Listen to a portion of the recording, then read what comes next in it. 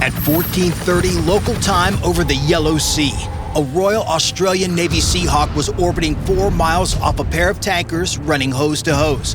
Routine UN-sanctioned surveillance, the kind of mission the crew had flown 6 times this rotation without thinking twice. Then a Chinese naval helicopter lifted off a frigate 15 miles east with a single-word tasking from Beijing: respond. The Seahawk's search radar, the APS-153, paints a new contact immediately in the air. Think of it as a lighthouse that sweeps the sky instead of the sea and screams every time the beam hits metal that shouldn't be there. Low, fast, 130 knots out to the west. No IFF squawk. That's identification friend or foe. The license plate every military aircraft is supposed to broadcast so nobody accidentally shoots a friendly. This Chinese pilot has turned his off. Nothing says, "I come in peace," like a helicopter flying around with its license plate taped over. A Harbin Z-9C naval helicopter, inbound from a Type 054A frigate 15 miles east, 8 miles in closing. Just over 2 minutes until the Chinese pilot is close enough to see the whites of the Australian crew's eyes. The air crewman calls it to the front seat in the flat cadence of a man who's been expecting exactly this. Unknown airborne, bearing 270. That's what the Z-9 pilot is flying out here to stop. 4 nautical miles off the Seahawk's port, 2 tankers are running nose-to-nose in a ship-to-ship fuel transfer, both already ID'd against the UN watch list. Exactly the kind of North Korean cargo Beijing has spent years officially denying it protects. The Seahawk's FLIR turret forward-facing infrared, a heat camera sensitive enough to spot a cigarette ember from 2 miles out, is locked on the hose connection, logging every frame. The receiving tanker's waterline has dropped 3 feet in the last 14 minutes. Every 2 minutes, she gets another inch heavier. By the time anything interrupts this transfer, both ships will be too committed to abort cleanly. What is this? The MH-60R Seahawk, a 22,000-pound submarine hunter that doubles as a flying sensor node. 180 knots top speed, 450 nautical miles of range. New York to Detroit on 1 tank of fuel. Hellfire missiles, Mark 54 torpedoes, a 50 caliber door gun, dipping sonar, and enough radar and infrared gear to turn any ocean it flies over into a glass box. Northern Theater Command has tasked the Z-9 with 1 word: respond. Not escort, not warn off, respond. The Z-9 is what happens when you license build a French helicopter and then keep building it after the warranty expires.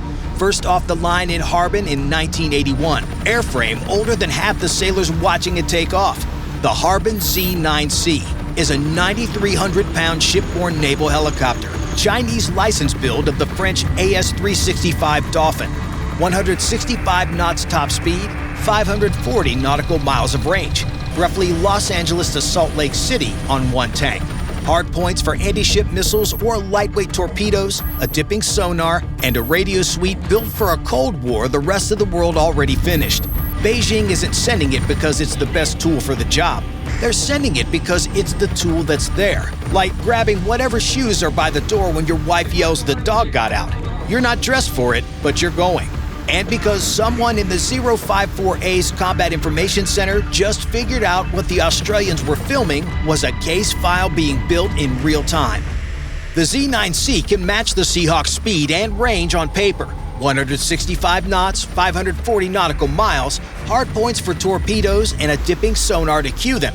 What it can't match is the network behind it. Every sensor reading the Chinese pilot collects lives and dies inside his cockpit unless he reads it over the radio. He's flying with the walkie-talkie.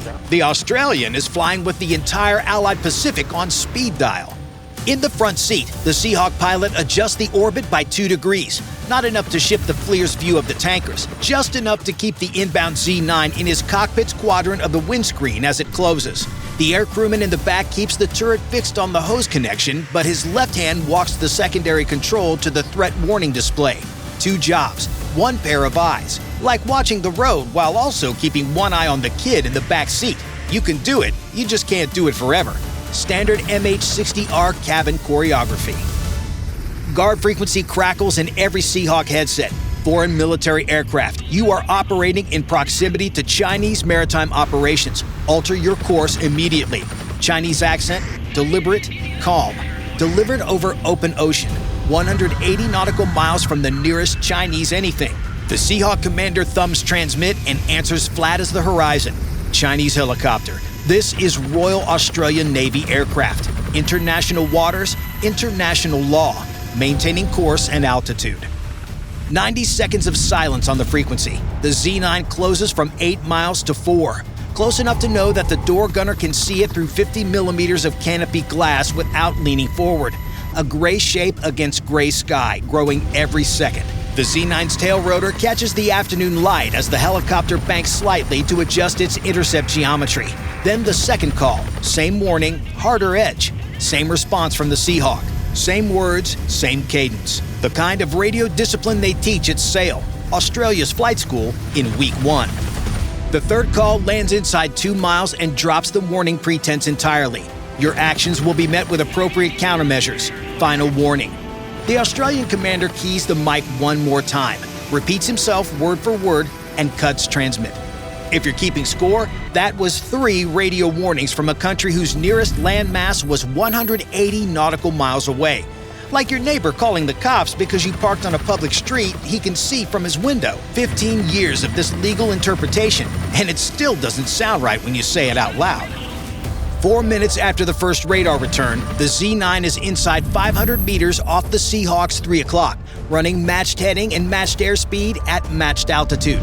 Through the canopy glass, the door gunner can see the Chinese pilot's visor, close enough to see the white serial stenciled on the Z9's tail boom, close enough to see the pilot's hand move on the cycling. The Seahawk's rotor noise drops by half a notch as the Z9's main rotor disc starts shoving air across their tail. The Z9's stub wing hardpoints are bare. The Z9C can carry anti-ship missiles, lightweight torpedoes, and door-mounted machine guns. Beijing sent this one with none of them. People's Liberation Army Navy, or PLAN for short, rules of engagement for intercepting foreign military aircraft in international airspace specifically exclude pulling a trigger, which means the entire playbook is airmanship pressure, close pauses, altitude matching, speed differentials, and rotor disc positioning. A cop can't shoot you for parking in his space, but he can absolutely make your morning miserable with the car he's driving. And if his government gave him a 3-ton helicopter instead of a Crown Vic, even better. On the front seat tactical display, 4 contacts now share a 5-mile box. Tanker 1 and Tanker 2 on the surface, Z9 in formation. 054A frigate 15 miles east. Every symbol updates in real time, every position fixed to within 3 meters. Through the Seahawk's canopy, the Chinese pilot's face stays visible. Helmet visor down, both hands locked on the controls, eyes on the Seahawk's main rotor like he's been briefed not to blink. Below them, the receiving tanker's bow has shifted 3 stages off her original heading. Crew on her deck is moving, small thermal balloons walking aft toward the disconnect point on the FLIR feed. The transfer is wrapping. Whoever the Z9 pilot is, he has maybe 7 minutes before the hoses come off and every frame the Seahawk has recorded becomes a UN sanctions case file with a bow on it. The altitude readouts on both aircraft are identical to within 20 feet, and that matters more than it sounds. In helicopter-on-helicopter intercept grammar, matching altitude is the opening move of an escalation ladder. Vertical separation is the primary safety layer between helicopters operating in proximity. 500 feet is the standard. 200 feet is uncomfortable. Matched altitude at closing distance is deliberately hostile. 2 cars on a highway stay safe because they're in different lanes. 2 helicopters at matched altitude aren't. They're in the same lane at the same speed, hoping neither one flinches the stick. And the Z9 is now fully inside the Seahawk's rotor wash envelope. The Z9 falls back 10 meters, holds, surges forward 15, holds again. Each adjustment a probe, checking whether the Australian pilot will flinch the stick, drift off heading, give an inch the Chinese pilot can capitalize on. The Romeo pilot does none of those things. Hands locked, heading unchanged, altitude unchanged. The cyclic in his right hand picks up a steady buffet, Z9 downwash spilling across the Seahawk's rotor disc. Physical reminder, through the stick grip, that the margin just got thin. 2 Newton's laws colliding through a rotor disc, and the only person on either aircraft who can change the outcome is the one being tested.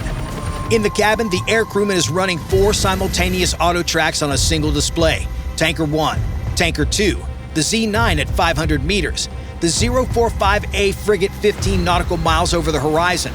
His right hand walks the slew controller across the Z9, captures tail number against matte gray paint, captures serial, then walks back to the primary tanker without disturbing any of the other 3 locks. The freeboard delta on the receiving tanker has hit 4 feet now. He marks the timestamp. He clicks intercom with the same flat cadence as before.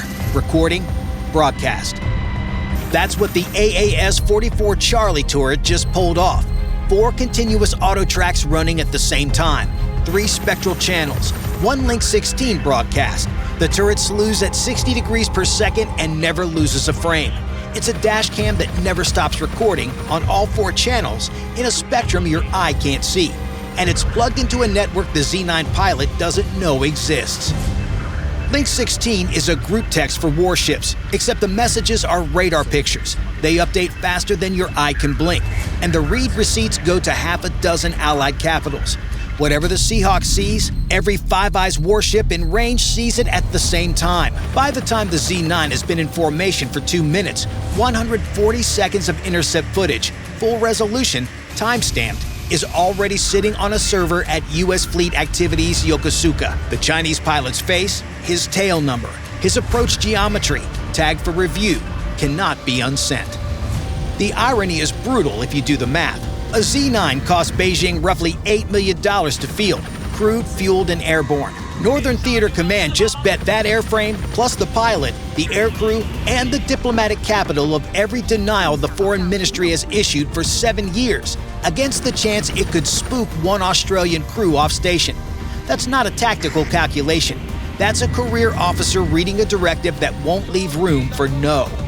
At Yokosuka, a 7th Fleet Watch officer sees the alert flag pop on his shared tactical display. He clicks the marker. The live FLIR feed expands across his secondary monitor, and within 90 seconds, the file has its own folder, its own timestamp, and 3 classification markers it didn't have a minute earlier. 22 nautical miles southeast, inside Toowoomba's Combat Information Center, Toowoomba's commanding officer watches the 2 helicopter symbols merge and hold on the CEA FAR phased array radar, a radar that doesn't spin because it doesn't need to. 1,000 tiny antennas point in 1,000 directions at once, like a fly's eye scaled up and bolted to a warship. She has options. Request a second Seahawk from sister ship Warramunga.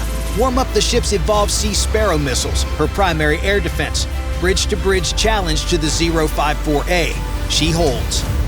Behind her, the combat system display shows what the air picture really looks like. The Seahawk and the Z9 in close formation, blinking yellow.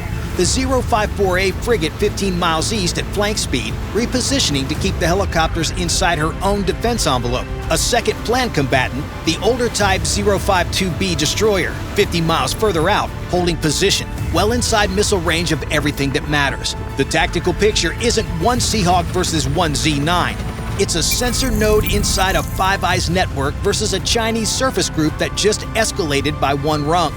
The Seahawk crew has already won the fight that mattered. Whatever Beijing orders the Z9 driver to do next is going to be filmed in HD.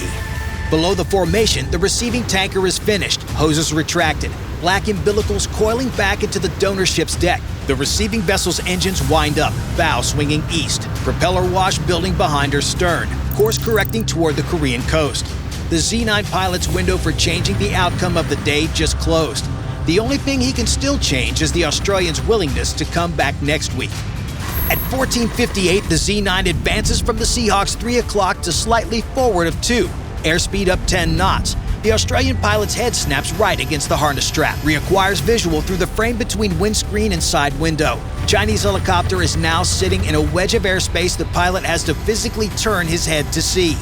That wedge is the reason he had to crane his neck. An MH-60R pilot has full forward visibility and decent peripheral out to about 10 o'clock on the left and 2 o'clock on the right. Between 2 and 3, the cockpit structural frame and co-pilot seat block the view entirely. The Z9 has slid into 1 window of airspace where the Australian's eyes stop working, like tucking into the blind spot of the truck next to you in a parking garage. Perfectly legal on paper, completely hostile in practice, and the only reason to do it is to make the other driver work for every second of situational awareness. Whatever the Z9 does next, the Australian pilot pays a quarter second in neck rotation before his reflex even fires. When the Z9 nose drops 2 degrees, the airframe rolls. Chinese helicopter banks hard left, cyclic input tilting the main rotor disc toward the Seahawk. Z9's nose drops another 2 degrees as airspeed climbs through 145 knots. The bank angle keeps rolling past anything you'd see in any intercept doctrine anywhere. 3 seconds. The Australian pilot doesn't get to maneuver. He gets to decide which direction to maneuver. His conscious mind doesn't run the decision because there's no time. Reflex runs it. 6 years of flight school, 10 years of fleet time, 2,000 simulator hours, all spent practicing exactly this geometry. Right hand moves before his left hand knows why. Collective dumps. The rotor's pitch going to 0 lift. Cyclic right. Disc tilts away from the Z9. The airframe falls. Not smooth descent, but the abrupt drop of a helicopter that just threw its lift vector overboard. Torque spike across both engines as rotor RPM tries to recover. Master caution panel lights amber across 3 systems. The Z9 shadow passes across the canopy, close enough that the Australian pilot tracks it through the windscreen of his peripheral vision. Clean air. Rotor disc clear. Lift returning. Collective up to arrest the descent. Torque back inside continuous limit. Airframe still in one piece. The military calls it the OODA loop. Observe, orient, decide, act. In a training brief, it's a 4-step process. At 145 knots with 3 seconds to act, all 4 steps collapse into one reflex. In the cabin, the air crewman isn't flying and isn't even looking up. His job in those seconds is not to keep the helicopter in the sky. That's the pilot's problem. But to keep the Link 16 uplink flowing and the FLIR recording. Torque spike through the seat, G-load yanking the harness, right hand glued to the slew controller, eyes down on the display. 4 auto tracks still running. He didn't lose a single frame. Roughly 1,150 data packets pushed to Yokosuka while the airframe is still falling. The evasion itself included in 1080p infrared for the permanent record. Z9 passes above and behind, 500 feet laterally separated, 200 feet above. Relative closure angle the Australian pilot's subconscious will run through twice a week for the rest of his career. What almost just happened is part of what makes helicopter pilots sweat through their flight suits. When a helicopter banks, its main rotor disc tilts in the direction of the bank. That's how helicopters steer. The Seahawk's rotor sweeps a 53-foot disc. The Z9 sweeps 39 feet. 2 discs converging into the same airspace is the helicopter equivalent of 2 cars playing chicken with their steering wheels instead of their bumpers. Both lose lift the minute the discs touch, and neither one comes home. A Chinese military pilot just got within 6 feet of making that real over international waters. $8 million helicopter, 1 pilot, 2 crew, 1 diplomatic incident big enough to rearrange the Pacific, all wagered on erasing a 40-minute video clip. The maneuver broke the FLIR lock on the tanker for the first time in 26 minutes. Recovery, climb. Hands shaking from adrenaline, not fatigue. Then the Z9 banks hard left, hammers through a 180-degree turn over the tanker pair, and vectors back in for a second run. The Australian pilot sees it on the tactical display before he sees it through the canopy. Z9 inbound bearing 270, 4 miles. Same closure rate as the first run, same airspeed. The air crewman in the back has the FLIR locked back on the Z9 inside 2 seconds, cycling between the helicopter and the receiving tanker that's now underway pulling east at 11 knots. The Z9 levels off at 500 meters again. Same 3 o'clock position, same matched altitude, holds for 90 seconds. The Romeo pilot doesn't move the stick, heading constant, altitude constant, FLIR constant on the departing tanker. The Chinese pilot is checking whether the rotor disc dance rattled the Australian crew enough to break off, abort, and go home with a story about how they almost didn't make it home. 90 seconds of stone-dead formation is the answer. They're still here. They're still filming. He's been taking punches he can't see land. But here's what nobody in Beijing's chain of command accounted for. Every second the Z9 spent in formation, the Seahawk's ALQ-210 electronic support pod was listening. Not jamming, not transmitting, just listening. Like a sound engineer recording every note a band plays during sound check while the band thinks nobody's in the building. 34 minutes of radar harmonics, IFF patterns, data link protocols, and engine signatures all hoovered straight off the Chinese airframe. The intercept wasn't just film, it was dissected. Beijing didn't send a helicopter to chase off a camera crew. They sent a helicopter to be the camera crew's subject, and the subject performed beautifully for 34 straight minutes. The Z9 banks east and vectors home. Inside the Z9 cockpit, the Chinese pilot rolls wings level for the flight back to the 054A. No radio triumph, no call to his wingman, just the cross-check every professional pilot runs after a maneuver like that. Fuel, torque, hydraulics, every gauge in sequence. From where he sits, maybe it looks like a win. Tanker gone, Australians displaced. The after-action report to Northern Theater Command writing itself in his head.